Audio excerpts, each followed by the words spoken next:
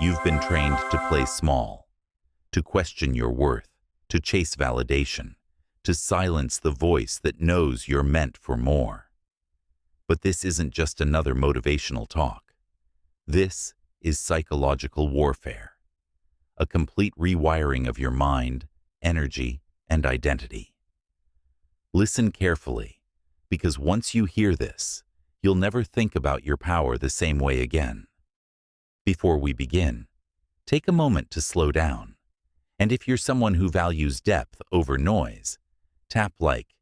It helps YouTube send you more of what actually grows your mind. Introduction. You've been waiting for a sign. This is it. Nothing in your life can rise higher than your belief in yourself. When you don't trust who you are, nothing flows as it should. You can gather skills, plan goals, learn strategies, but if doubt hums beneath your actions, you move like an engine with the brakes on. You'll hesitate at open doors, silence your own voice, and wait for permission that was never needed. Most people don't fail because they can't. They stall because they don't believe. That ends here. This audiobook is your reset. Not hype, not noise, but alignment. You'll learn to stop relying on others for confidence, to think clearly, act with purpose, and reclaim your worth. You'll remember that your value isn't up for debate. It's your foundation.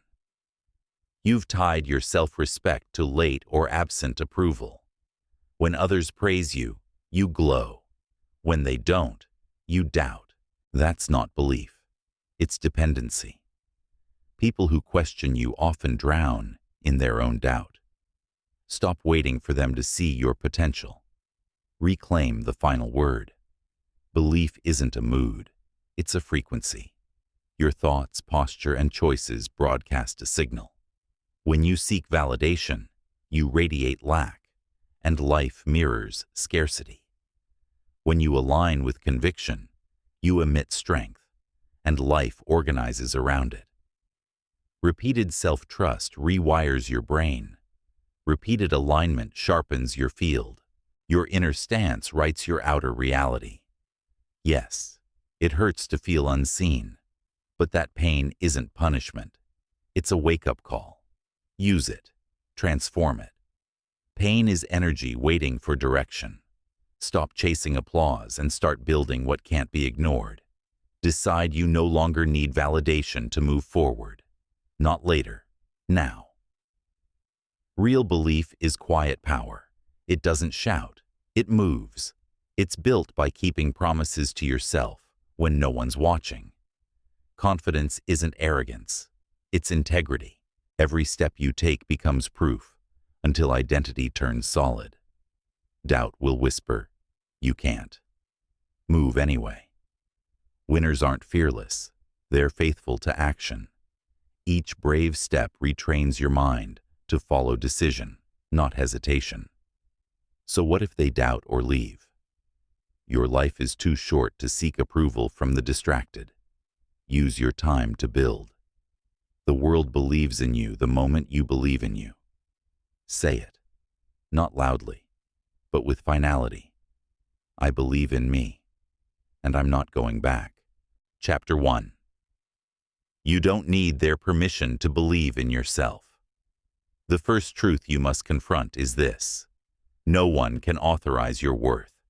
You've been waiting for someone's nod, someone's applause, someone's validation to confirm what your soul has known all along: that you were enough before the world told you otherwise. You've tied your self-worth to the unpredictable winds of opinion, and in doing so, you forgot the simplest law of existence. Value is intrinsic, not assigned. Every time you pause to ask if you're doing well enough, if your dream is realistic, or if you're ready, you create an invisible leash that holds you back. Most people aren't exhausted because life is hard. They're exhausted because they keep handing their energy to people who never learned to hold it carefully. They keep waiting for a green light from those still lost in their own confusion. You must stop looking outward for permission slips to live your truth.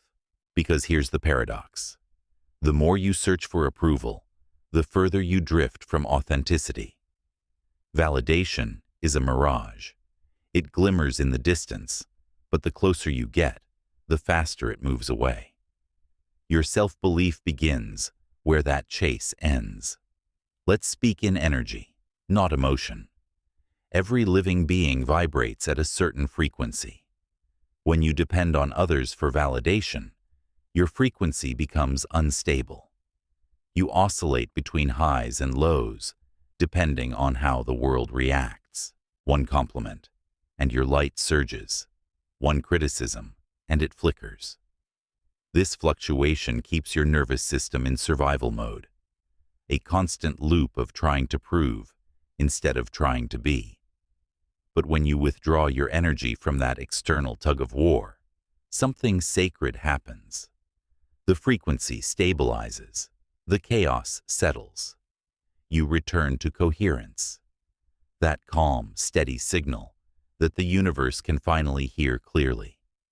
And from that coherence, life begins to arrange itself around you. Your opportunities find you faster. Your intuition sharpens. Your timing improves. Because belief isn't a thought. It's an energetic declaration. I am aligned with my own truth. In the physical world, it's the same. A person who walks with quiet certainty commands more space than the one shouting for recognition. You can feel it in the room. The energy of someone who doesn't need to be validated because they already are. Their presence itself is evidence. That's who you must become. Someone whose energy is louder than their words. Now, it doesn't mean you stop caring. It means you care differently. You stop measuring your worth by how others see you and start measuring it by how deeply you live in alignment with what you know is right for you. You become your own reference point. The applause, when it comes, becomes background noise, pleasant but not necessary. There's a cosmic principle at play here, one both spiritual and scientific. Observation changes reality. The universe mirrors your dominant perception. When you see yourself as unworthy, life reorganizes to confirm that belief. Missed chances, dismissive people, delayed outcomes. When you start seeing yourself as capable and valuable, that same universe shifts. Doors open, synchronicities align, people begin to respect what you already respected in yourself. It's not magic, it's resonance. You must understand this. The moment you stop waiting for permission, you start transmitting authority. Authority doesn't mean dominance. It means authenticity. It means you finally understand the truth, that your soul was never meant to ask for approval from minds still asleep. There will always be people who misunderstand your confidence as arrogance, your boundaries as coldness, your discipline as obsession. Let them. Their perspective is not your prison. Remember, people perceive others not as they are, but as they are themselves. Their reaction says more about their own frequency than it does about your light. When you detach from needing validation, something beautiful happens. You stop editing your essence. You stop shrinking in conversations. You stop softening your truth to make others comfortable. You stop walking on emotional eggshells, hoping not to offend fragile egos. Instead, you start walking in integrity, unbothered, grounded, clear. That's not rebellion. That's peace. You will lose some people when you do this. That's not failure. That's filtration. The higher your frequency, the fewer energies can match it. And that's fine. You are not here to be understood by everyone. You are here to be aligned with yourself. Here's your spiritual assignment. From this moment, every time you catch yourself waiting for approval, pause. Inhale deeply. Feel the breath move through you and remind yourself, I already am what I've been waiting for. Say it until your energy believes it. Then act on it. Don't announce it. Don't explain it. Just embody it. Belief is not performance. It's embodiment. It's walking into a room without needing to be the loudest voice, because your energy already introduced you. It's doing the work quietly, with consistency, because you trust the law of cause and effect. It's forgiving yourself for all the times you handed your power away and reclaiming it without bitterness. When you stop needing permission, your world expands. Opportunities that once ignored you start to notice. People who used to overlook you start to respect your boundaries. But none of that matters as much as the internal shift. The quiet knowing that you no longer bend your energy to fit into spaces that were never meant for you. This is the beginning of real belief. Not belief that needs to be seen, but belief that shapes reality itself. The kind that doesn't ask, will they approve? But declares, I am already enough, and I move from that truth. Your life will change the moment you start living as if that sentence were absolute law. Because it is. Chapter 2. Act like you already respect yourself. Respect isn't something you earn later. It's a frequency you activate now. The reason most people can't move forward isn't lack of ability. It's lack of self-respect in motion. They treat their dreams like side projects, their time like a suggestion, their word like an option. Then they wonder why life doesn't treat them seriously. Life mirrors the energy you give yourself. You don't need to wait for a promotion, a title, or applause to start walking like someone who deserves to be here. You start by acting as though the person you want to become already lives inside you. Because they do. The only difference between you and that future version is consistency. The energy of that person already exists in the field. Your job is to align with it through daily decisions. Every time you follow through on what you said you would do, you cast a vote for the identity you're becoming. Every time you break a promise to yourself, you teach your nervous system that your word is weak. That's why discipline feels so spiritual, because it repairs your relationship with your own energy. Respect begins there, with integrity between your intention and your execution. Let's take this deeper. In neuroscience, there's a principle called identity-based habits. Your actions confirm who you believe you are. In spiritual law, it's vibration alignment. What you embody, you attract. When both meet, transformation becomes inevitable. You don't build confidence by waiting to feel ready. You build it by honoring yourself enough to act, even when you're not. So what does acting like you respect yourself look like? It's waking up when you said you would, even when no one is watching. It's setting boundaries without apology. It's choosing nourishment over numbness, clarity over chaos, presence over distraction. It's saying, I matter, through behavior, not through noise. When you walk in that frequency, life begins to rearrange. People respond to your energy differently. Opportunities align faster, not because the universe suddenly favors you, but because you stopped sending mixed signals. You became congruent, the same inside and out. Real respect is quiet. It's not a loud affirmation. It's a calm alignment. It's how you move through the world without forcing anything. When you operate from that place, you stop begging for attention. You stop performing confidence. You start radiating it. And here's the truth that few will tell you. When you start respecting yourself, you'll outgrow environments built on disrespect. You'll stop tolerating half-hearted effort, yours and others. You'll notice how much energy you used to spend explaining yourself to people who never listened. You'll realize you don't need to chase anymore, Because respect changes your gravity. Your energy becomes an invitation or a filter. The people who can't meet your standard will drift, not because you pushed them away, but because their vibration no longer resonates. That's not loneliness. That's alignment. You are simply creating space for better connections. Ones built on mutual growth, not mutual wounds. Respect also means being brutally honest with yourself. It's not about being perfect. It's about being real. When you fall short, you acknowledge it without shame. When you succeed, you celebrate it without arrogance. You don't ghost your goals. You don't break your own promises. And you don't settle for environments that make you question your value. You become a walking standard.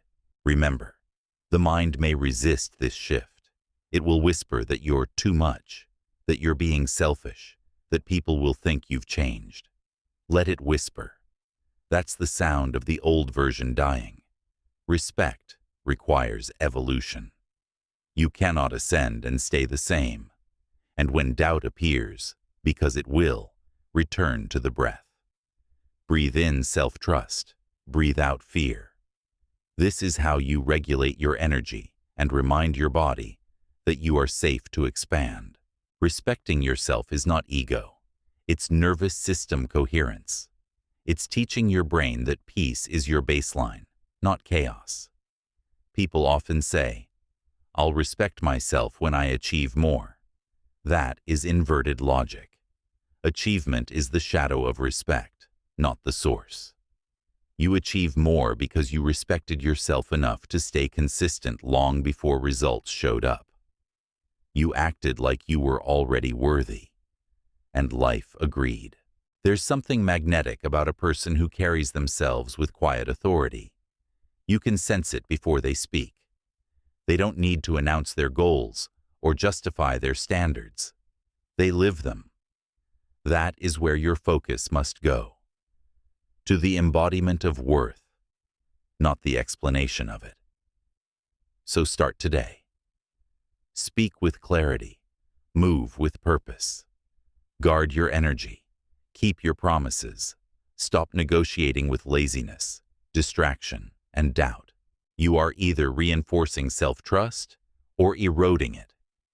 Every action is a vote. Respect yourself enough to vote well. You don't need to post about your growth. Your energy will speak for you. You don't need to convince anyone of your worth. Your standards will prove it. You don't need to shout your direction. Your consistency will declare it. And as you keep walking like that, grounded, intentional, steady, something profound begins to happen. The gap between who you are and who you dream to be starts to disappear. You realize it was never a distance. It was a frequency. Live as that version now. Walk with that posture now. Because the moment you act like you already respect yourself, the universe begins to as well. Chapter 3. Push back. When your mind says, you can't. Every great transformation begins the same way, with resistance, not from the world, but from the voice inside your own head. That small, cunning voice that says, you can't. You're not ready. You've never done this before. The voice sounds rational, even protective. But it isn't your truth. It's your programming. The mind's first instinct is not growth, but safety. It was built to keep you alive, not fulfilled. When it senses uncertainty, it releases a wave of discomfort, hoping you'll retreat back into the known. And so, every time you approach the edge of expansion, that alarm goes off. Not because you're failing, but because you're evolving. Fear is the signal that your old identity is being challenged. You don't silence that voice by waiting for it to disappear. You silence it by moving anyway. The voice weakens through evidence, not argument. Every action you take in defiance of fear rewires your brain. Every small victory teaches your nervous system a new truth. I am safe while expanding. That's how belief grows. through movement. Neuroscience calls it neuroplasticity. Spirituality calls it energy transmutation. They are the same process described in two languages. When you act despite doubt, you literally create new neural pathways. You carve a new energetic groove. The frequency of courage becomes familiar, and the frequency of fear begins to fade. Your mind learns to follow your lead instead of the other way around. Understand this. Fear is not your enemy. Fear is energy in disguise. It is potential compressed, waiting for direction. When you push against it, you don't destroy it. You convert it. That trembling in your stomach before a big step, that's power misnamed. You can either let it paralyze you or redirect it into motion. The alchemy of growth is learning how to turn contraction into expansion. The people you admire, the disciplined, the focused, the unstoppable, they all feel fear. They've simply trained themselves not to obey it. When their mind says, "Stop," they ask, "Why?" When it says, "You'll fail," they answer, "Then I'll learn faster." When it says, "This is too much," they whisper, "Then it's time I rise to meet it." Every time you challenge those inner commands, you reclaim authority over your reality. Think of your mind as a loyal but nervous bodyguard. Its job is to protect you from threat. But it cannot distinguish between a real danger and an emotional risk. It will treat a new business idea the same way it treats a tiger in the wild. When you understand this, you stop taking the voice personally. You thank it for trying to protect you, and then you proceed anyway. That's self-leadership. Here's the energetic truth. Every time you choose courage over comfort, you shift your vibration to a higher frequency. Fear operates on contraction. Courage operates on expansion. The universe responds not to your words, but to your energy signature. When you act boldly, even in small ways, you tell the field around you, "I am ready for more." And reality begins to rearrange itself to match that vibration. So, the next time your mind tells you that you can't, don't debate. Demonstrate. Get up. Do the thing. Make the call. Start the project. Speak the truth. The point isn't perfection. It's proof. Every action you take while afraid builds evidence that you are stronger than your hesitation. Over time, that evidence becomes your new belief system. You will notice something powerful begin to happen. The voice that once screamed becomes quieter. It still whispers, but its words lose gravity. You begin to feel an inner steadiness that no longer depends on external reassurance. You become someone who acts first, feels later, not because you're numb, but because you're guided. Your intuition takes the place of anxiety. The current of creation replaces the loop of doubt. Remember this law. What you resist strengthens. What you face transforms. If you keep running from fear, it grows teeth. But if you stand still and look it in the eye, it dissolves. Because fear feeds on avoidance. The moment you stop feeding it, it starves. The next time your mind says you can't, respond with stillness, not panic. Breathe into the space between thought and truth. Remind yourself, this discomfort means I'm crossing into a new field of power. In that moment, you're not fighting your mind. You're training it. You're teaching it that growth is safe, that expansion is natural, that stepping into the unknown is your design. This is how mental strength is built, not by eliminating doubt, but by refusing to let it drive. Imagine the version of you who never backs down, who moves calmly through pressure, who treats fear as feedback, not a wall. That version is already coded within you. Every time you choose courage, you activate it. And one day soon, when fear whispers again, you'll smile, because you'll recognize it for what it really is, a signpost that says, more life this way. So when your mind says you can't, push back with calm certainty. Watch me. Because the truth is, you can.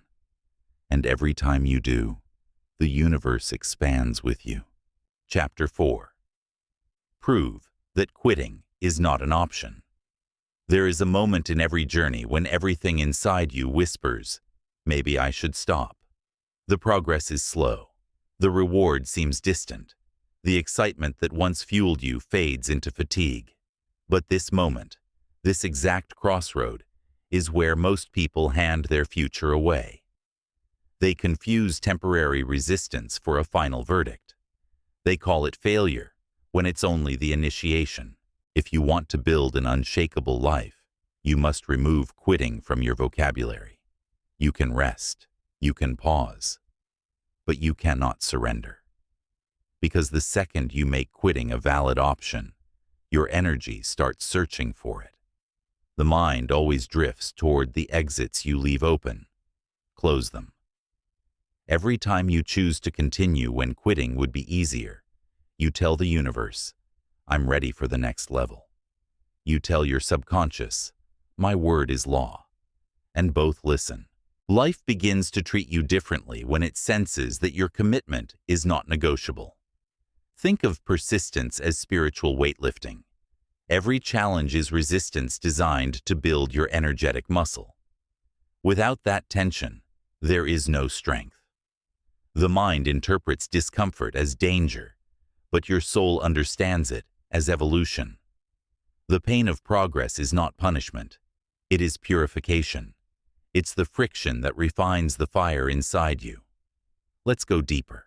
Scientifically, perseverance rewires the brain's reward system. When you push through hardship, dopamine, the molecule of motivation, starts to associate struggle with satisfaction. Spiritually, persistence sends a clear frequency into the field. I do not flee from the storm. I use it. The universe begins to respond by rearranging opportunities, by aligning people and timing that match your endurance. Because energy recognizes devotion, look back at every great story of creation. Nothing meaningful was built by someone who quit when it became inconvenient. The people who stand out in history are not the ones who never fell. They are the ones who kept walking through the fog when no result was visible. They had the same doubt, fatigue, and fear you feel. But they refused to let it write their story. You must understand the psychology of quitting. Each time you stop short of what you promised yourself, you weaken the bridge between belief and behavior. Your mind learns that your declarations are flexible, that your words carry no weight. That's how internal trust dies, one broken promise at a time. And when trust dies, doubt thrives. To rebuild that bridge, you must finish what you start. Not for applause, not for credit, but because you said you would. Every decision to endure becomes a sacred contract between your past self, who dreamed it, and your future self, who depends on it. Every time you honor that contract, your identity hardens into certainty. You begin to see yourself as the kind of person who doesn't back down. That belief becomes armor, not loud, not brittle, but solid. You will have days when progress is invisible, when your efforts feel wasted, when your mind screams that none of this matters. Those are the moments that forge you, because quitting doesn't only kill goals, it kills potential. And every time you push past the urge to stop, you reclaim another inch of your power. Remember, the universe rewards completion. The energy you release into the world must complete its cycle before it returns to you multiplied. If you interrupt the process, you interrupt the harvest. Nothing wasted, nothing lost, just delayed. You are the one who decides when that loop closes. Here is a truth that may hurt, but will free you. The next version of your life will demand a version of you who can endure boredom, fatigue, and silence. Who can persist when no one checks in. Who can hold the vision steady while reality tests your faith. This is the path of mastery, not motivation, but maturity. When you feel like quitting, remind yourself, this moment is the evidence I asked for. The universe is asking, do you really want this? And your actions are the answer. Keep walking, even when you're slow, even when you doubt, even when it hurts, especially when it hurts, because that pain is the fire burning away everything that isn't essential. There's a reason the most peaceful people you meet are also the most disciplined. They've trained their energy to move through resistance instead of escaping it. Every unfinished task leaks energy. Every completed one strengthens your field. Consistency becomes calmness. That's the paradox. Endurance doesn't exhaust you, it stabilizes you. So, when the voice says, maybe it's time to stop, smile softly and say, that's not my story. Take one more step. Send one more email. Write one more line. Breathe one more breath into what you started. Because quitting is not liberation. Completion is. You do not owe the world perfection, but you owe yourself persistence. This life is sculpted by those who stay, who outlast, who finish. And you, right now, have the chance to prove that quitting is not your language anymore. Keep going, quietly, steadily, relentlessly. Because every time you refuse to quit, you are not just achieving something, you are becoming someone. Chapter 5. Keep going when no one checks on you. There will come a season where silence surrounds you.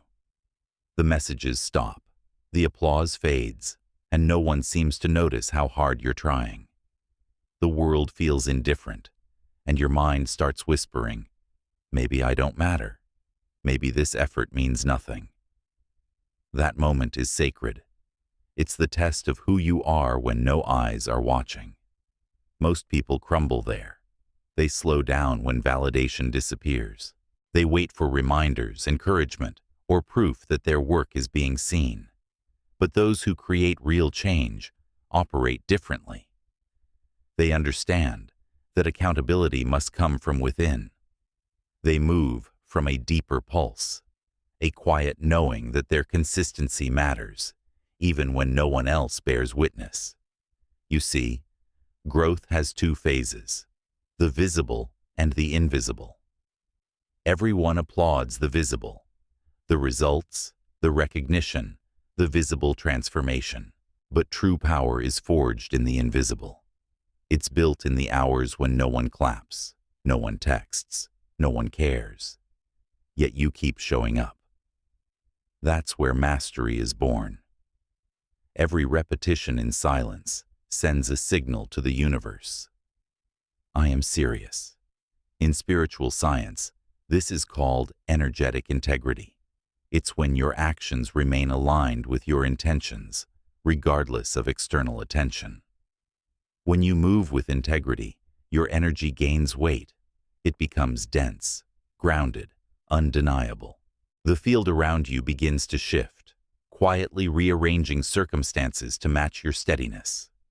Because consistency emits trust, and the universe rewards trust with manifestation. The truth is, the quieter your path becomes, the closer you are to transformation. Silence is not absence, it's calibration. The universe withdraws noise so you can hear your own rhythm. It's a sacred cocoon phase, not punishment, but preparation. The caterpillar doesn't announce its metamorphosis. It dissolves quietly until it becomes something unrecognizable. You are in that same process, dissolving everything false to reveal everything true. In psychology, there's a concept called delayed gratification, the ability to persist toward long-term goals without immediate reward. But in the language of the soul, it's called faith in motion. Faith in motion means acting as though results are guaranteed, even when you can't yet see them. It's understanding that your effort plants seeds in realms you cannot measure. Some seeds sprout in weeks, others in years. The only job you have is to keep watering. And when that inner voice says, "Why bother? No one's watching," remember this: you are watching. You are the witness of your own becoming. The same way an artist doesn't need an audience to paint. Creation itself is the reward. You must learn to fall in love with the process, not the praise. You show up, not because someone's waiting, but because you made a promise to your own evolution. The universe doesn't respond to urgency. It responds to rhythm. The steadier you become, the stronger your signal. The silence you fear is actually sacred space, the incubator where energy gathers before breakthrough. Don't rush it. Don't resent it. Breathe through it. Because the silence that tests you today will be the stillness that protects you tomorrow. When no one checks on you, check on yourself. Ask, did I move today in the direction of who I want to become? If the answer is yes, that's enough. The results will come. Energy cannot be lost, only delayed, redirected, or multiplied. What you put out will return, often in forms you didn't predict. Understand something powerful. The people who seem unstoppable aren't fueled by external validation. They are powered by internal accountability. They learned that self-respect means showing up even when no one applauds. Because applause fades, outcomes fluctuate, but self-trust, once built, stays. And that trust becomes your foundation for everything. Silence has always been the true stage of greatness. The long nights, the unseen mornings, the invisible hours. They forge a depth no spotlight can imitate.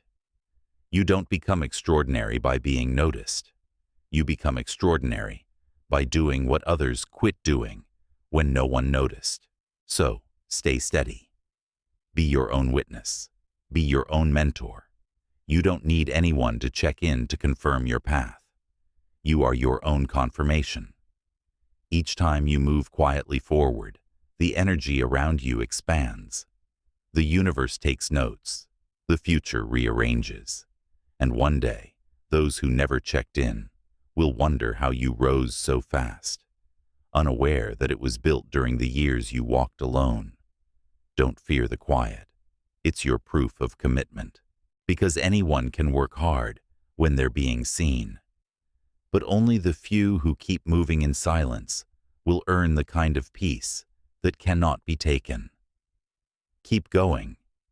Not for attention, not for approval, but because you made a promise to your destiny. The noise will return eventually, but by then, you won't need it. You'll have built something stronger. Self-trust so unshakable that silence becomes your sanctuary. Chapter 6. Look yourself in the eye and say, "I'm ready." There comes a threshold in every life, a quiet, private moment where you must stop preparing and start declaring. You've studied enough, waited long enough, planned long enough. At some point, you must stand before your own reflection, look directly into your own eyes, and say the words that change everything. I'm ready.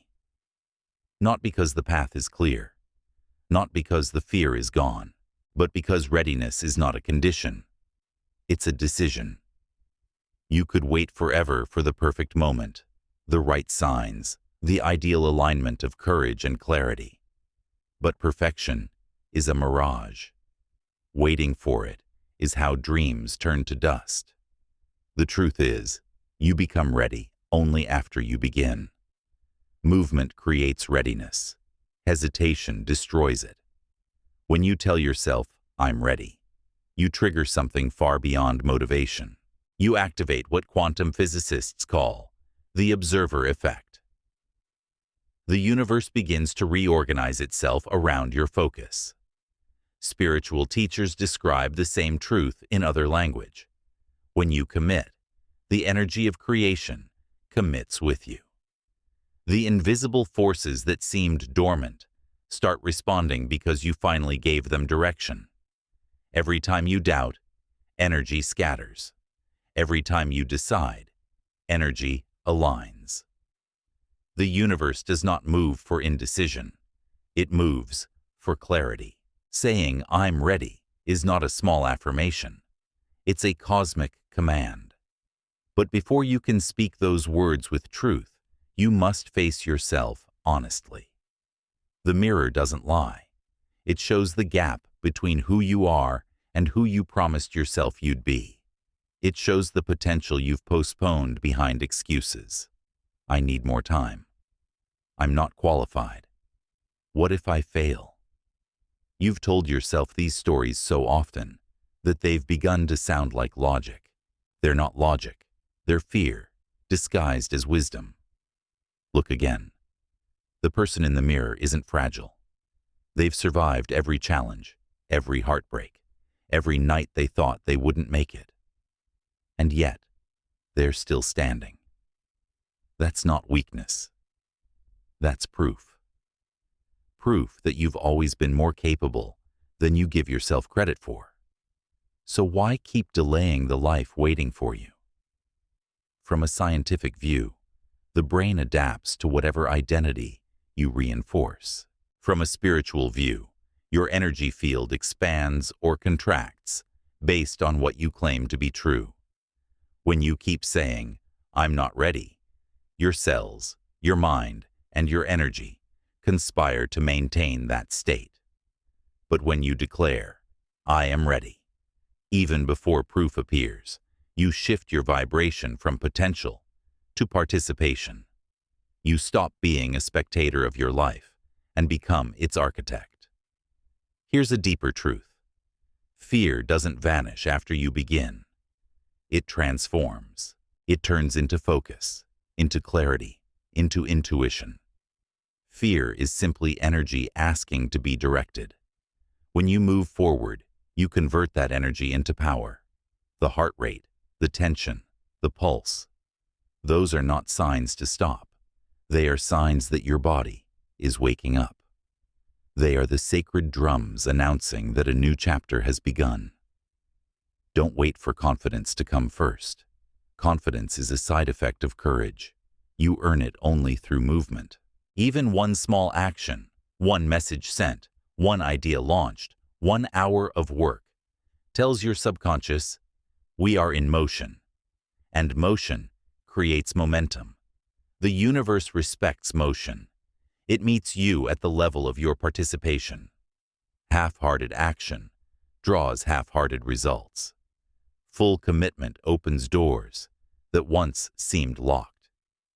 You've felt those moments before, when you made a bold decision and everything suddenly started to flow. That wasn't coincidence. That was coherence. Your mind, body, and energy aligned under a single command. I'm ready. Now imagine if you lived like that every day, not waiting for signs, but being the sign. Not chasing opportunity, but radiating readiness so strongly that opportunity finds you. When you operate from that state, people feel it. You speak differently. You walk differently. You begin to attract the kind of situations that mirror your certainty. But the mirror moment must come first. That quiet confrontation where you stop lying to yourself about why you're not moving. You've been collecting tools for years. Books, ideas, advice. But tools don't build anything unless you pick them up. You keep calling it preparation. But what you're really doing is postponing courage. So today, drop the delay. Walk to the mirror. Look at yourself. Really look. You will see both the fear and the fire. Both belong to you. Both are needed. Because courage doesn't replace fear. It commands it. Say the words out loud. I'm ready. Say it until it vibrates through your bones, until your reflection stops doubting and starts believing, until those words stop sounding like a wish and start sounding like truth. You are not behind. You are not unqualified. You are not too late. You are simply one decision away from becoming everything you've been preparing for. When you finish this chapter, take one small action in alignment with that truth. Send the message, apply for the thing, begin the project, move. The power isn't in waiting for courage to arrive. It's in proving you already have it. The universe does not reward hesitation. It rewards readiness. And readiness begins the moment you stop asking, "Am I ready?" and start declaring, "I am." Because readiness is not what follows clarity. Readiness creates it. Say it again, slowly this time, until it feels real. I'm ready. Not tomorrow. Not when the fear fades. Now. Chapter 7. Challenge every thought that makes you feel small. Every limitation begins as a thought. Before a dream dies, it's assassinated quietly by a single sentence in your mind. I'm not enough. It's subtle. It hides beneath logic, under the mask of being realistic. But make no mistake. The thoughts you do not challenge become the walls you live inside. The mind is a powerful creator, but also a skilled illusionist. It doesn't show you the world as it is. It shows you the world filtered through what you believe about yourself. When you carry the frequency of inadequacy, your mind scans reality to confirm it.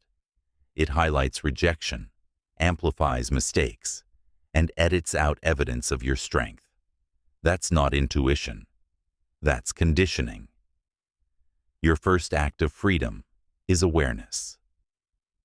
Watch the thoughts that arrive when you stand before a mirror, when you start a project, when you meet someone new. Listen closely to the quiet background noise of your mind. You'll hear old echoes, teachers, parents, society, voices that planted their doubts in your soil years ago. You didn't choose them, but you've been watering them. Every time you accept a self-limiting thought without question, you give it roots. You allow an old story to dictate a new chapter. But you are not the story. You are the author. The mind's job is to think, just as the heart's job is to beat. You cannot stop it from generating thoughts, but you can decide which ones deserve your belief. Here's a spiritual scientific truth. Every thought carries a frequency. Thoughts born from fear vibrate low. They contract your energy, tighten your body, narrow your focus. Thoughts born from faith vibrate higher. They expand you, open your chest, lift your awareness. You can feel it instantly. Fear collapses, belief expands. So when a thought makes you feel smaller, it is not guidance, it is interference.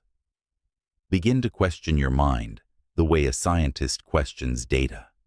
Is this true? Who taught me this? Does this belief serve who I am becoming? What happens if I choose the opposite thought instead? That's how you reprogram reality.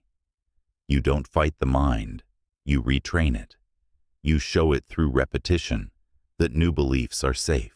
The more you choose thoughts that empower you, the more your brain wires for expansion. The more you practice inner awareness, the more your energetic field stabilizes in confidence. Confidence isn't the absence of doubt, it's the refusal to give doubt control. Remember, most people treat their thoughts as commands. You must treat them as suggestions. The mind says, "You can't do this." You respond, "Thank you for your concern, but I'll try anyway." The mind says, "You might fail." You answer, "Then I'll learn faster." The mind says, "You're not like them." You say, "Exactly. That's why I'll build something different." That dialogue is the beginning of mastery. Spiritual texts call this the renewal of the mind, the process of replacing inherited fear with conscious creation.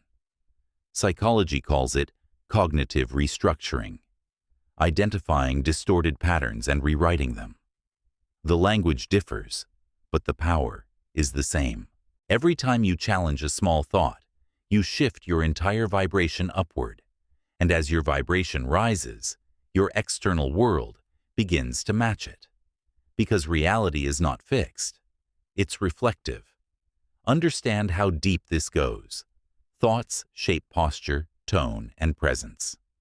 You can see it in someone's eyes when they believe in themselves, and you can feel it when they don't. The mind informs the body, and the body broadcasts belief. When you lift your chin, slow your breath, and speak from the diaphragm, you're not just changing your stance. You're teaching your subconscious what confidence feels like. The body becomes a bridge to the mind. The energy follows. This is why you must stop rehearsing weakness. Stop repeating stories that shrink you. Stop saying, "I'm just not that type of person." Every repetition reinforces the prison. Replace those phrases with truth. I am still unfolding. I am learning strength. I am training my energy to expand. Speak to yourself like someone you're responsible for protecting. It will not change overnight. The old patterns will try to pull you back, whispering their familiar tune. But that's how you know you're growing. Resistance is the sound of rewiring. The more you choose expansion, the quieter the noise becomes. Soon, the thoughts that once bullied you will lose their grip. You'll notice space between the voice and your reaction, the sacred pause where freedom lives. That's where creation begins. That's where you decide, consciously, who you will be from now on. So when the thought comes, "You're not enough," pause. Breathe.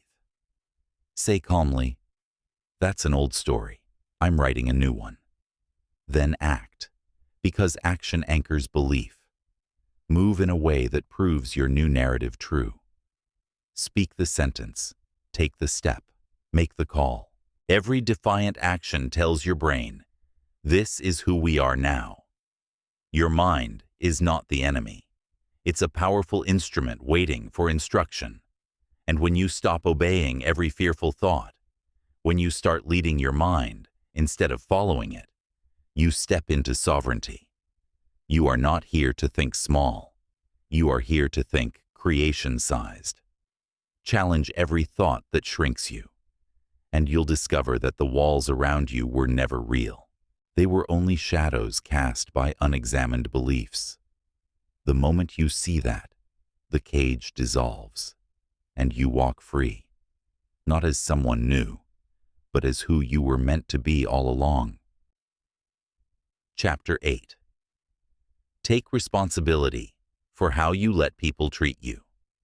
Every relationship you have, personal, professional, or casual, is a mirror of the standards you hold for yourself.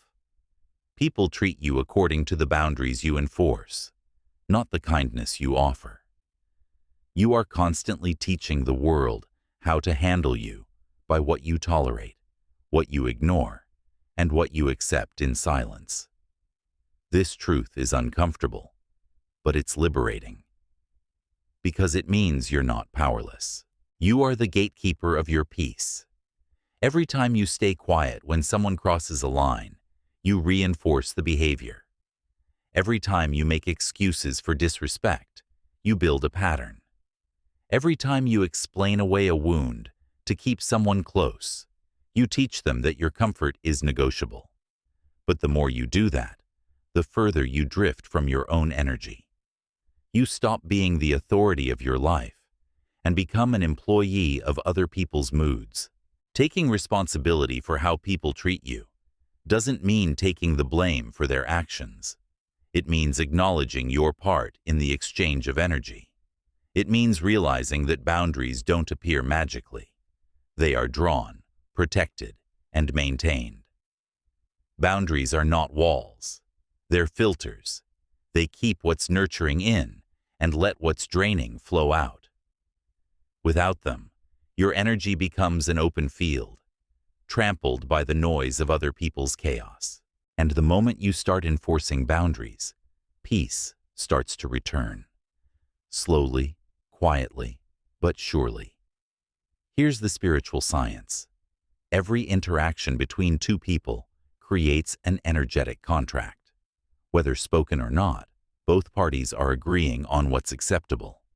When you allow someone to disrespect your time, your ideas, or your emotions without consequence, that contract gets signed with your silence. You can't always control how others act, but you can decide whether to keep renewing that agreement. Energetically, it's simple. The universe mirrors what you reinforce. When you tolerate disrespect, you broadcast the frequency of self-neglect, and life sends you more situations to prove that belief true. When you start respecting yourself, life begins to echo that respect through circumstances, people, and opportunities that reflect your new standard. There's also a biological truth behind this. When you consistently suppress your emotions to keep peace, your body absorbs that stress. Cortisol rises, your nervous system stays alert, and your intuition, the inner compass that guides you, becomes dulled. But when you assert your boundaries, you regulate your energy and your biology. Your body learns safety again. Your system begins to trust that you will protect it. Setting standards isn't cruelty, it's clarity. It's saying, I love myself enough to not live in confusion. You can be gentle and still say no. You can be compassionate and still close the door. You can forgive and still choose distance. This is what spiritual maturity looks like. The ability to stand in love while standing your ground. Some of the hardest boundaries you'll ever set will be with people you care about deeply. Friends, family, even mentors. Longevity doesn't equal alignment. Just because someone has been in your life for years doesn't mean they have the right to keep mistreating your energy. Remember, growth doesn't always mean adding. Sometimes it means releasing. The universe doesn't punish you for outgrowing people. It honors your courage to keep evolving. When you let go of what no longer resonates, you create energetic space for what does. The emptiness that follows isn't loneliness. It's sacred clearing. Taking responsibility for how others treat you also means reflecting on how you treat yourself. Are you consistent with your own boundaries? Do you rest when your body asks for it? Or do you override your limits to please others? Do you speak to yourself with the same gentleness you offer the world? Do you allow your own needs to matter? Self-respect is not a performance, it's a vibration, and it becomes the invisible script others read when they meet you. If you move through life with clarity, people feel it. They sense it in your tone, your eyes, your posture. You don't have to announce your worth. It's already written in your energy. If you feel guilty for setting boundaries, remember this. Guilt is the ghost of your old self trying to survive in a new environment. You've spent years training your system to prioritize others. Now you're retraining it to prioritize truth. The discomfort will fade. The peace will stay. You are not responsible for healing everyone who touches you. You are responsible for deciding how long they get to stay if they keep bringing pain. You can love people and still choose distance. You can wish them well while walking away. Boundaries are not rejection. They are recognition. The recognition that your energy is sacred and that not everyone has earned access to it. The day you realize you don't need to tolerate disrespect to prove you're kind is the day you start walking in real power. Because real power isn't domination, it's direction. It's knowing where your energy flows best and refusing to let it leak into places that don't honor it. So, take a deep breath and ask yourself, where am I still teaching people that my peace is optional? Then fix it, not with anger, but with calm certainty. You don't need to yell. You don't need to explain. You only need to act in alignment with your own value. The moment you do, everything around you recalibrates. People adjust. Circumstances shift. Life begins to mirror your self-respect. Remember, you can't demand from others what you don't demand from yourself. Speak clearly. Stand tall. Guard your energy. Because the world will always treat you as you've taught it to.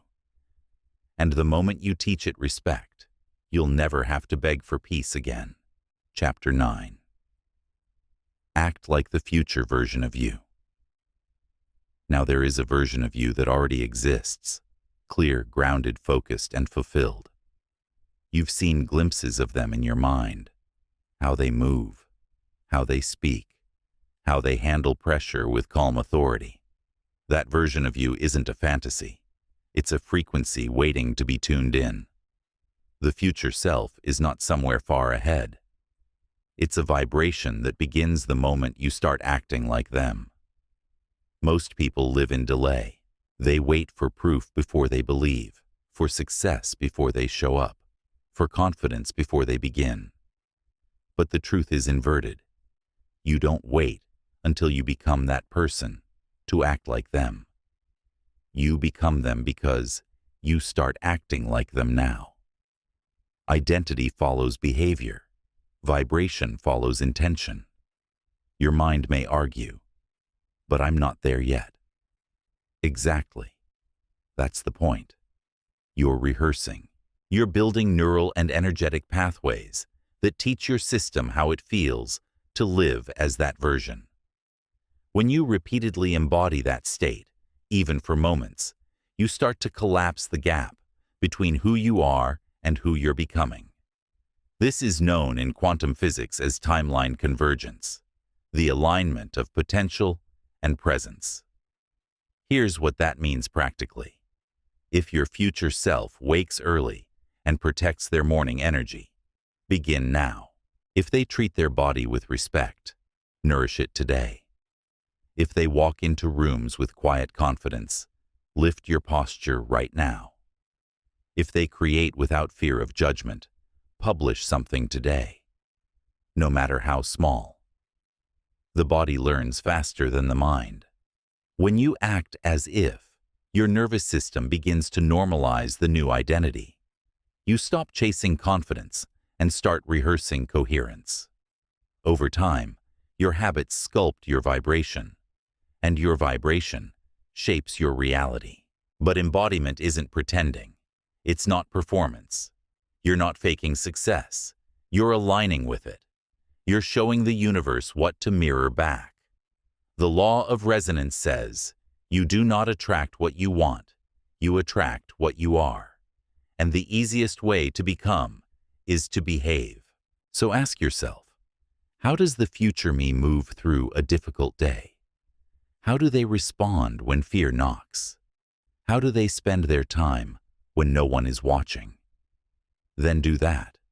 Even if your mind screams that it's too soon, even if your current circumstances haven't caught up yet. Because alignment always precedes evidence. It's like tuning an instrument. You don't wait for the song to begin before you adjust the strings. You align first, then the melody follows. In life, alignment is your frequency, and the melody is the opportunities, relationships, and circumstances that harmonize with it. Here's the deeper science. Your brain's reticular activating system, RAS, filters information based on what it believes is relevant. When you start embodying your future identity, you literally reprogram your perception. Suddenly, you begin noticing people, ideas, and paths that match your new frequency. Things that were invisible before. That's not coincidence. That's consciousness catching up with clarity. But you must stay consistent. The mind loves old patterns, not because they're good, but because they're familiar. Every time you repeat your old habits, you reinforce the older timeline. Every time you act as the future self, you reinforce the new one. Both exist. The one you feed wins. Spiritually, this is called living in faith. Walking as though the outcome is already guaranteed. Not because you're delusional, but because you understand how creation works. Energy moves first. Matter follows. The unseen comes before the seen. So stop waiting for signs and become the sign. Stop waiting for people to believe in you and start embodying belief. Stop saying someday and start saying today. Because someday is the language of delay, and today is the frequency of manifestation. Here's the paradox. The moment you begin acting like your future self, life begins to treat you as if you already are them. Opportunities match your energy. People respond differently. The world rearranges to fit your new identity. Why? Because energy doesn't lie. You cannot fake consistency, self-respect, or presence. Your frequency reveals everything before your words do. It will feel awkward at first, maybe even lonely. That's because you're no longer resonating with the environments built for your old self. You'll walk through spaces where your seriousness is misunderstood, where your peace makes others uncomfortable. But keep walking. Growth often looks like isolation before it becomes illumination. Soon, you'll look back and realize nothing external changed first. You changed, and everything else adjusted. You stopped asking for the next level and started behaving like you belonged there. That's how realities shift. So today, start simple. Act like that version now. Speak like them. Move like them. Eat, think, rest, and create like them. Because the person you wish to become is not waiting for you. They're waiting to meet you halfway. And the bridge is built through daily decisions, not distant dreams. Act like your future self today, and one morning, you'll wake up and realize you've been living as them all along. Chapter 10. Refuse to shrink.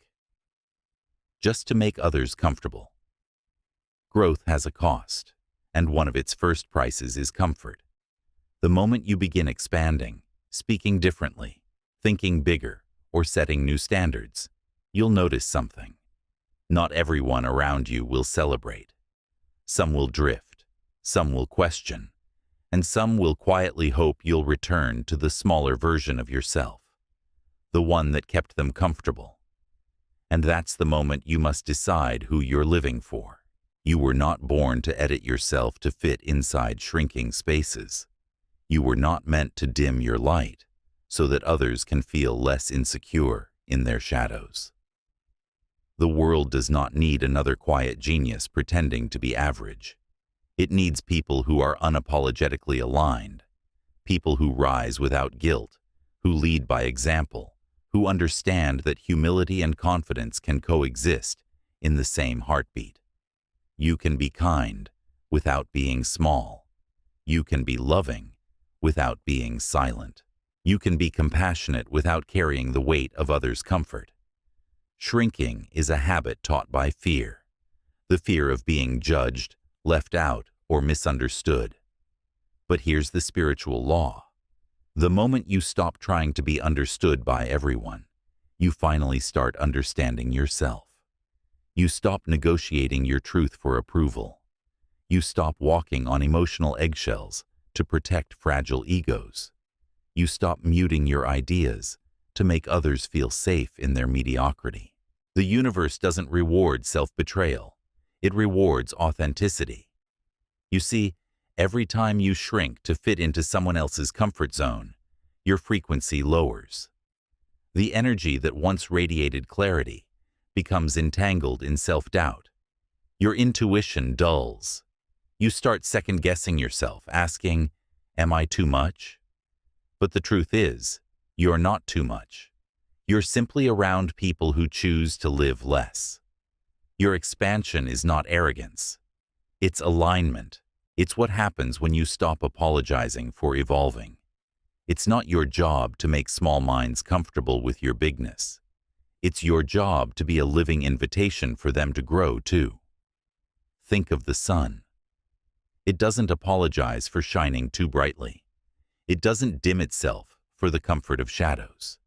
It rises every morning, fully, without hesitation, and in doing so, everything around it wakes up. That's what your energy does when you stand in your full truth. It calls others into their own. Psychologically, shrinking is a form of self-abandonment. You silence your needs, opinions, and desires just to avoid disapproval. But what's the cost? Every time you betray your authenticity for acceptance, you train your nervous system to equate belonging with suppression. That's not belonging. That's self-erasure. The universe placed your unique frequency here for a reason. You are not a copy. You are a signal. And when you mute that signal, you not only limit yourself, you dim a light the world needed to see. Your voice, your work, your perspective, they are not accidents. They are instruments in the orchestra of evolution. If you silence yourself, an entire note of creation goes unheard. It takes courage to keep growing when growth isolates you. But remember this: the higher you rise, the fewer can join you. Not because they're unworthy, but because each level demands more awareness, more responsibility, more truth. You will outgrow conversations, habits, even versions of love that once felt safe. That's not loss. That's elevation. Energetically, expansion is the law of the universe. Everything that lives expands: stars, galaxies, trees, rivers, consciousness. Only fear contracts. So when you shrink, you're moving against the current of creation itself. No wonder it feels suffocating. Your soul is begging to stretch, to breathe, to live fully again. The people meant for you will never ask you to be smaller. They will never mistake your clarity for arrogance or your confidence for coldness. They will meet you at your frequency, not ask you to lower it. And the ones who drift away? Bless them. They're finding their own path. You do not need to dim to stay connected. You only need to stay true. So, when someone tells you you've changed, say, "Thank you." Because that's the point. Stagnation is not loyalty, it's spiritual decay. You are not here to repeat your past. You are here to expand it. Refusing to shrink means honoring your calling louder than your comfort. It means speaking your truth even when your voice trembles. It means making peace with being misunderstood, because authenticity often sounds like rebellion to those still attached to illusion. And yes, people will project their fears onto you.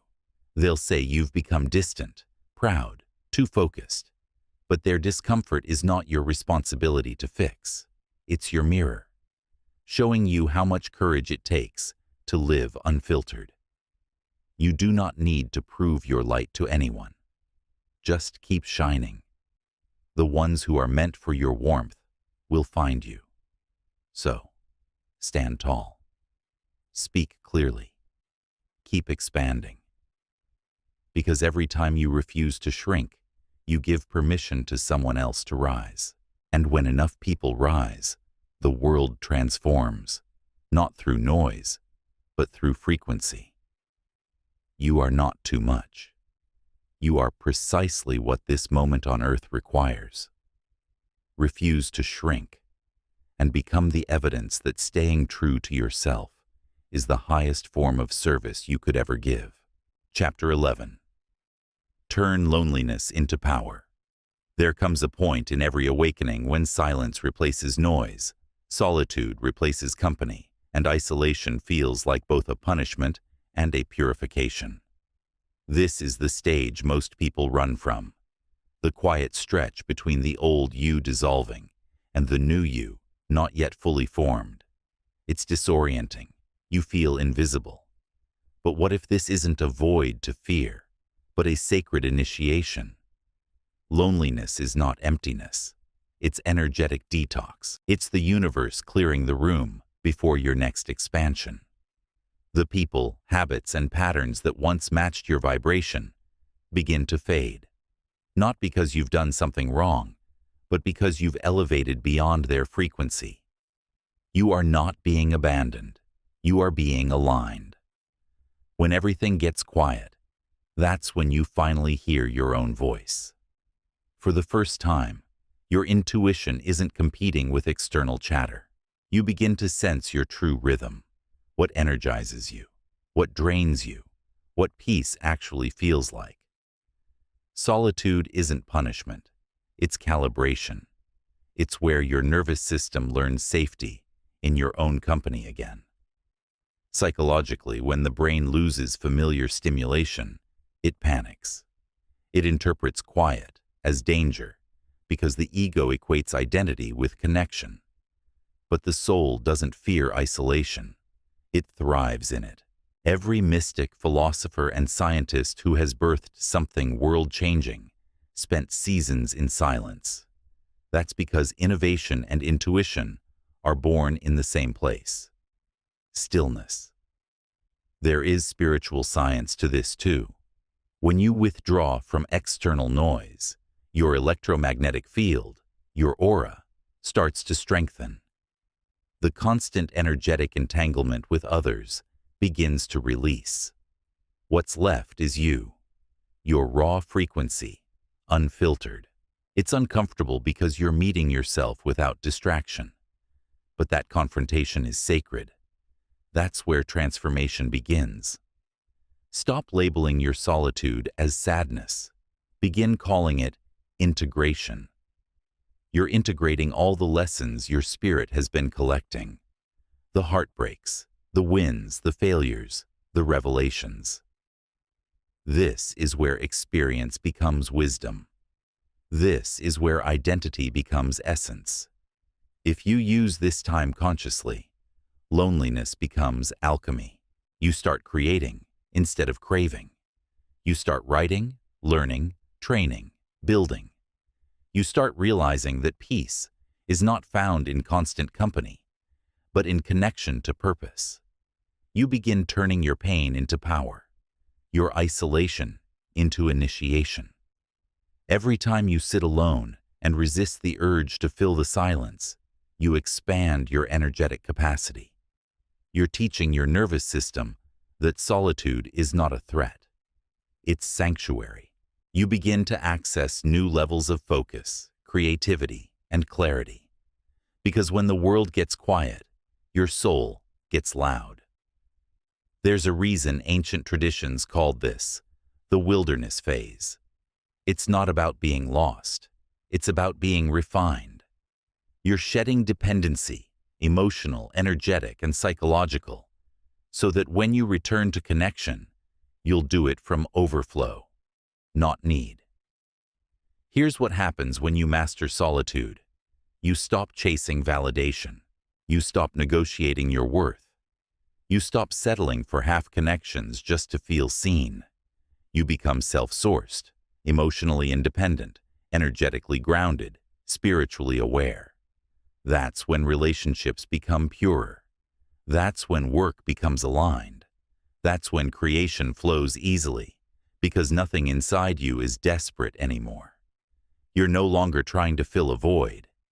You are the fullness. Think of it this way. The caterpillar doesn't socialize in the cocoon. It dissolves. It breaks down its old structure into liquid potential. Alone, silent, unseen. And then, without any applause, it re-emerges as something that can fly.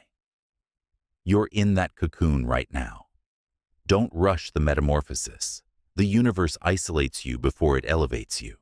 It removes you from noise so that when you speak again, your voice carries truth. It hides you so that when you're seen again, your light is undeniable. So when the loneliness comes, breathe. Don't run. Don't numb it with distraction or validation. Sit inside it. Let it show you who you are without the audience. Let it teach you how to become whole without applause. Because once you learn to be at peace alone, no one can ever make you feel lonely again. That's the real freedom, when your power no longer depends on proximity. You've outgrown dependency. You're learning self-mastery. And that's not isolation. That's evolution. Turn your loneliness into power, because solitude, when mastered, doesn't separate you from the world. It prepares you to lead it. Chapter 12. Detach from the outcome. Master the process. One of the greatest paradoxes of creation is this: the more desperately you chase results, the further they move away.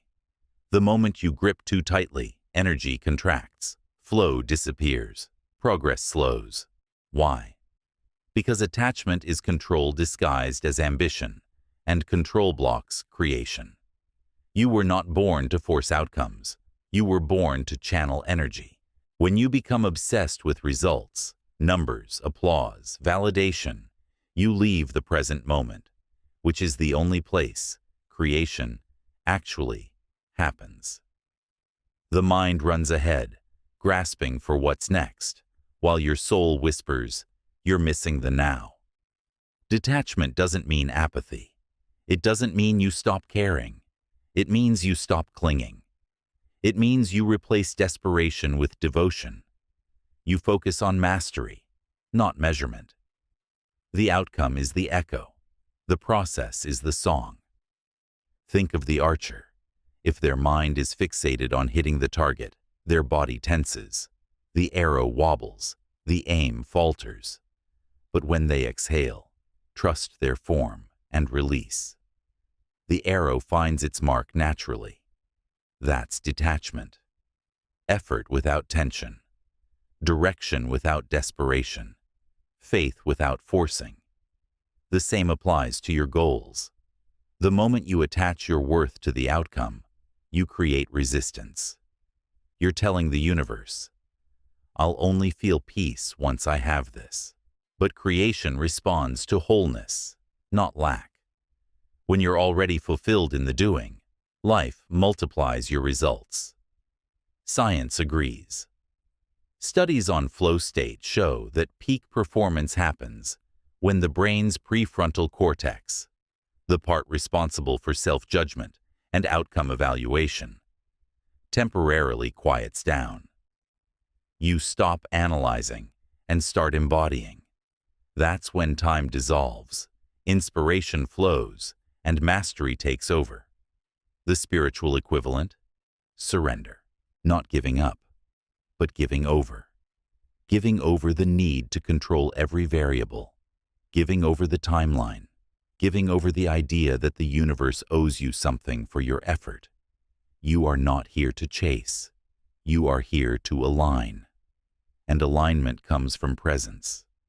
When you act from presence, every step is complete in itself. You stop working for results and start working through energy. The difference is everything.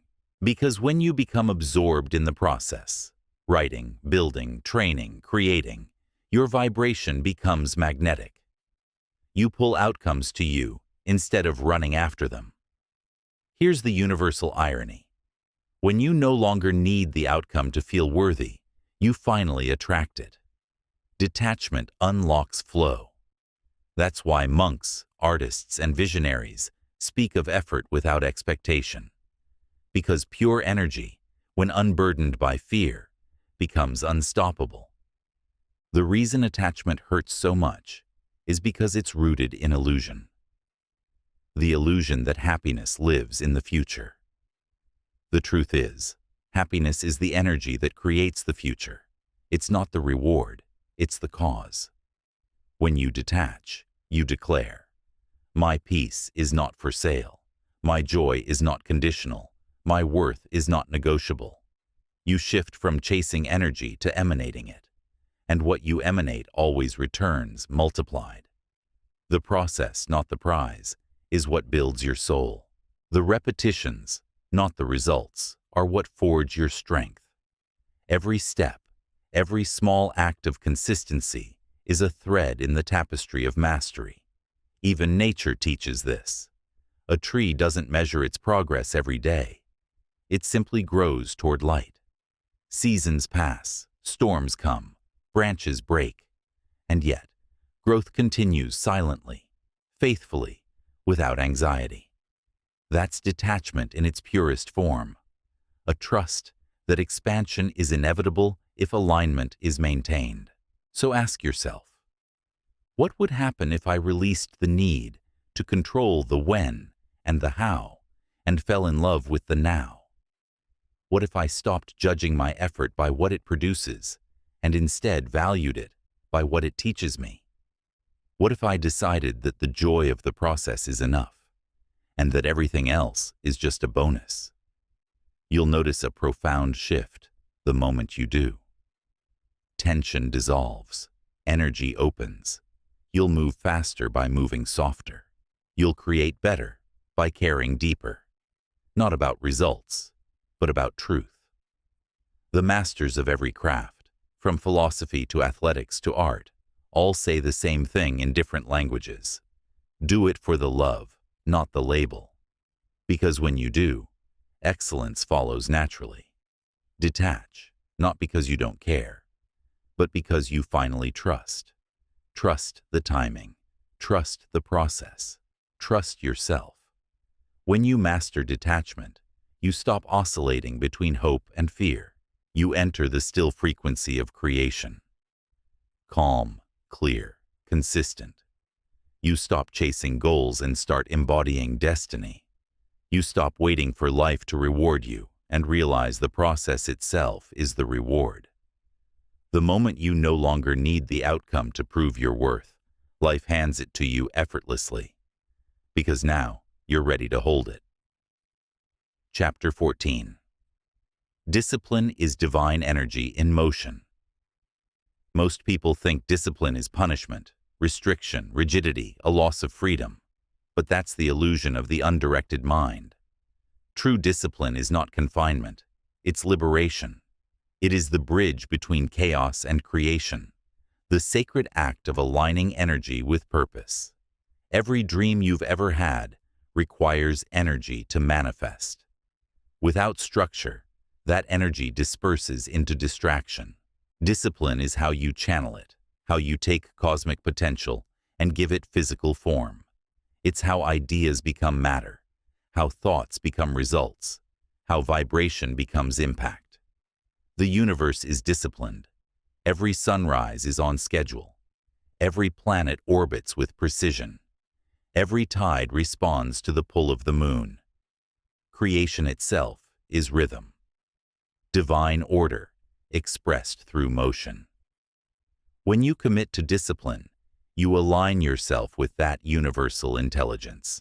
You step into harmony with the natural laws that govern growth. Discipline is not self-denial, it's self-direction. It's saying, my energy serves my evolution, not my impulses. It's the daily devotion to alignment, even when motivation disappears. Because motivation is emotional, discipline is energetic. Motivation comes and goes. Discipline stays. It's what you do when you no longer feel inspired, but still remember your intention. There's a spiritual frequency to consistency. Each time you follow through on your word, you tell your subconscious, I can trust me. That trust compounds. It strengthens your aura, stabilizes your nervous system, and magnetizes respect from yourself and others. In that trust, confidence is born. The paradox is that discipline doesn't drain energy, it creates it. Every act of order removes friction. Every small structure frees the mind from chaos. The reason most people feel stuck isn't because they lack time. It's because they leak energy through indecision. Every should I or shouldn't I is a cut in your focus. Discipline closes those leaks. It turns your mind into a laser, concentrated, calm, unstoppable. Think of the sculptor. They don't resent the chisel. They honor it. Because they understand that discipline is not the enemy of art. It's the tool that reveals it. Without consistent carving, there's no masterpiece. Without structure, there's no flow. Even jazz, the freest form of music, is built on disciplined mastery of rhythm and tone. Freedom without form collapses. Form without freedom stagnates. The dance between the two. That's discipline. Energetically, discipline refines your vibration. When you wake early, meditate, train, study, or create on schedule, you're not just completing tasks. You're building momentum in the quantum field. The universe responds to consistency with coherence. Each repeated act of focus strengthens the frequency of your intention, and soon, external reality begins to bend around it. Science confirms this.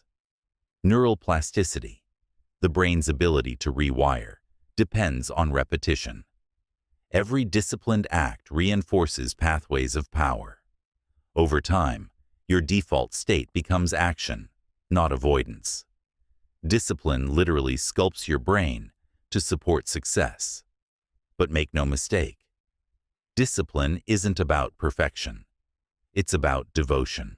It's about showing up even when you fall short, forgiving yourself quickly, and returning to alignment without drama. The disciplined mind knows that missing a day doesn't mean losing the path. It means learning persistence. There will be days your energy feels low, your faith thin, your progress invisible. That's where discipline reveals its divinity.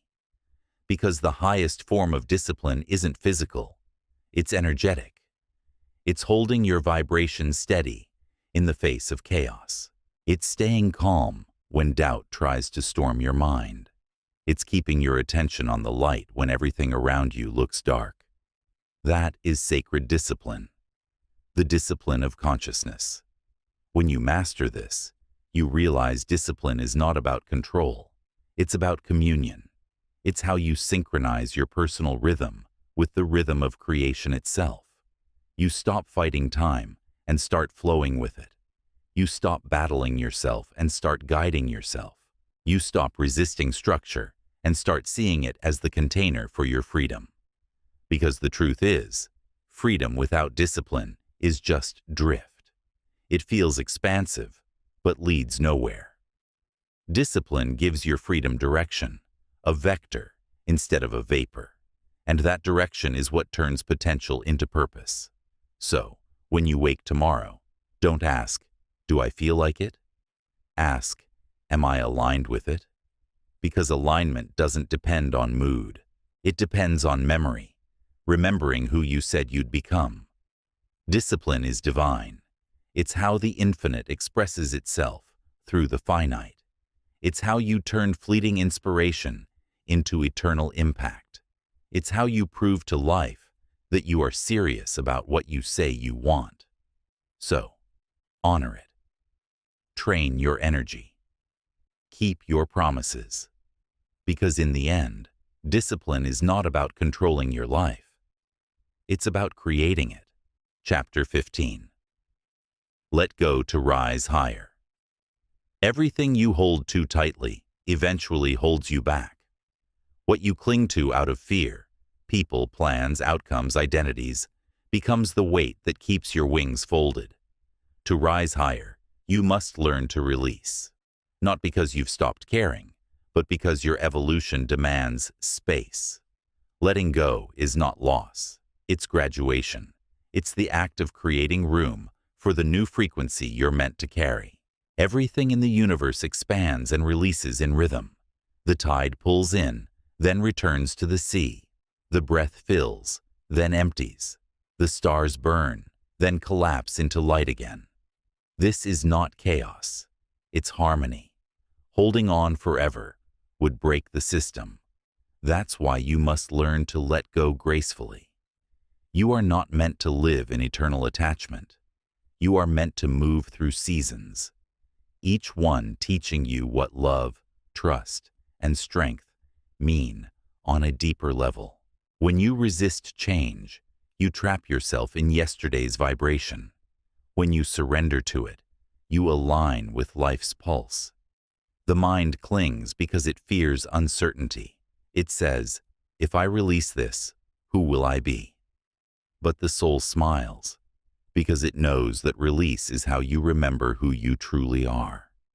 You are not your roles, your possessions, or your successes. You are consciousness, flowing through experiences. You are not losing what's leaving. You are shedding what no longer serves your frequency. Spiritual science calls this energetic clearing. When something or someone exits your life, it's not rejection, it's resonance correction. The vibration that once matched you no longer fits, so the universe rebalances. You can fight it, or you can bless it and allow it to unfold. You don't have to understand the timing to trust it. Here's the paradox. The more you release, the lighter you become. And the lighter you become, the more life can lift you. You stop dragging your past into your present. You stop refighting old battles in new forms. You stop trying to force things that were never meant to stay. And suddenly, energy flows again. Science explains it simply. Your brain is wired to seek familiarity, even when it's painful. That's why it's so hard to let go of toxic cycles. The known feels safer than the unknown. But when you consciously choose to release, you rewire that safety code. You teach your mind that peace is found not in clinging, but in trusting. And trust is the purest vibration there is. Letting go doesn't mean forgetting. It means honoring what was, learning the lesson, extracting the light, and closing the chapter with gratitude. You can hold the memory without holding the weight. Say to yourself, "Thank you for what you gave me. I release you with peace." That single sentence frees you from energetic entanglement. It ends the loop. It opens the door. You'll know you've truly released something when thinking of it no longer contracts your chest. When you can look back and feel appreciation instead of ache. That's the sign your frequency has integrated the lesson. The energy has been transmuted from pain to wisdom. And wisdom never leaves. It travels with you into every new level. Every major transformation requires a letting go. To find clarity, you must release confusion. To meet peace, you must release conflict. To receive love, you must release fear. To ascend, you must release attachment to the ground. It's a sacred exchange. The universe will always replace what you release with something equal in energy or higher. But you must let go first. Empty hands are open hands. Closed fists can't receive. Even your dreams demand this law. To become your next self, you must allow the old one to dissolve. To enter a higher frequency, you must shed outdated habits, beliefs, and identities that no longer resonate. You cannot fly while gripping the ground. Letting go is an act of faith. It's trusting that what's meant for you can't be taken, and what's gone was never meant to stay. It's believing that every ending carries the seed of beginning. The leaf doesn't mourn the tree when it falls. It becomes the soil that feeds the next bloom. And so will you. You'll see that every loss carved space for more light. Every release opened room for peace. Every goodbye led you closer to your truth. Because in the end, letting go isn't the end at all. It's how life breathes you forward. So breathe deeply now. Exhale what no longer belongs. Trust the emptiness. It's not void, it's possibility. Let go and watch what rises to meet you. Conclusion. The return to inner power. You began this journey searching for strength, for confidence, focus, belief, and direction. But somewhere along the way, you've discovered something deeper. Every form of external power was only ever a reflection of internal alignment. The voice you were trying to find in the world was waiting inside you all along. This audiobook was never about becoming someone new. It was about remembering, peeling back the layers of fear, doubt, and conditioning until what remained was truth. The truth that you were never powerless. The truth that belief, discipline, and peace are not skills you acquire, but states you uncover. Look back at what you've walked through. You've learned to stop chasing validation, to act like the person you're becoming, to push back against the mind's resistance, to build resilience instead of seeking ease. You've learned to master silence, to detach from outcomes, to transmute fear, and to let go with grace. Each of those lessons wasn't a step toward becoming stronger. It was a step toward becoming clearer. Because power is not something you add. It's what shines through when you remove everything false. Now you stand at the threshold of something sacred, the realization that your energy creates your reality. You no longer wait for permission, applause, or perfect timing. You no longer need to convince anyone to see your worth, because you finally see it yourself. And once that happens, the world begins to respond differently. Energy recognizes energy. The confident attract clarity. The grounded attract opportunity. The peaceful attract flow. The ones who believe attract everything that matches that belief. This is the divine science of creation. The universe echoing back whatever frequency you consistently hold. When your mind, body, and actions align, your external life must rearrange to reflect it. That's not magic. That's law. Remember this truth. Belief is not a thought. It's a vibration. It's the silent knowing that says, I am enough, even while becoming more. It's the calm refusal to shrink, to chase, to beg, or to break. It's the quiet power that walks into any room and changes its temperature. That's what you've been building all along. Energetic authority. So now the question becomes, what will you do with it? Will you keep growing when the world gets quiet? Will you keep believing when results are slow? Will you keep choosing presence over pressure, purpose over approval, love over fear? Because mastery is not a single decision. It's daily devotion. It's the repetition of truth until it becomes second nature. It's showing up, not for applause, but for alignment. And if ever you forget, if ever the world's noise pulls you off center, return here, back to the breath, back to the moment, back to the stillness that has never left you. You don't need to search for power. You only need to stop abandoning it. You are not behind. You are not broken. You are not waiting for your life to begin. It's happening now, in every breath, every choice, every moment you decide to live consciously instead of reactively. That's where freedom begins. That's where you stop surviving and start creating. You came into this world with light, not borrowed, not earned, but built into your essence.